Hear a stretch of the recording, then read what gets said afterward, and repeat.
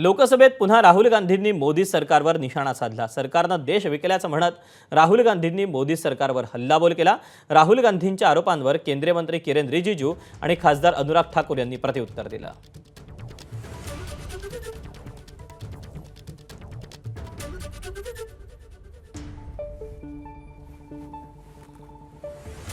I know. The interesting thing is that I know that the Prime Minister would not sell India under normal circumstances. He will not do it. You know why he sold India? Because they are choking him. Mr. Rahul, address to the chair, please. He has sold India because they are choking him.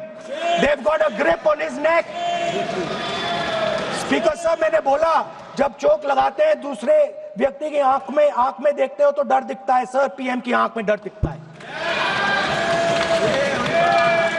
दिख रहा है sir. Sir, आंख में आंख नहीं मिला पाते हैं। राहुल जी ने कहा कि हमारा देश, भारत देश को आपने सेल कर दिया है।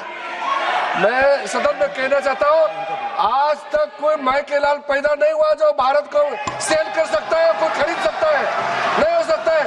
और आपने प्रधानमंत्री जी को कहा, मैं दावे के साथ कहता हूं, इस देश का आज तक सबसे मजबूत प्रधानमंत्री नरेंद्र मोदी जी है। कोई हिला नहीं सकते, कोई हिला नहीं सकते। आपका कहने से क्या होगा? आप लोगों ने देश को इतना कमजोर बना के रखा है।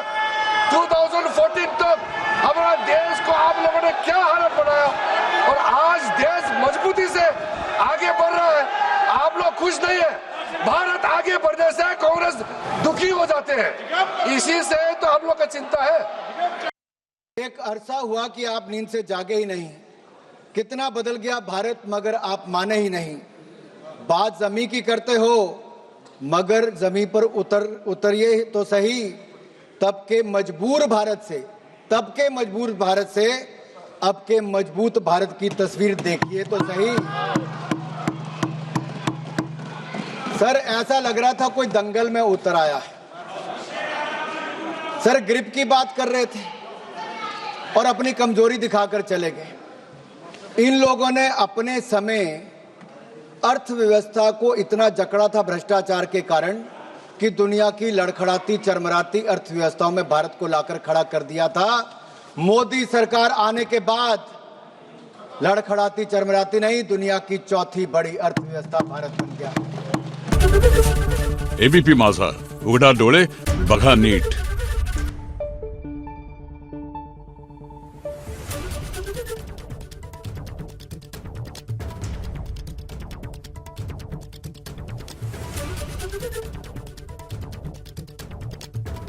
Thank you.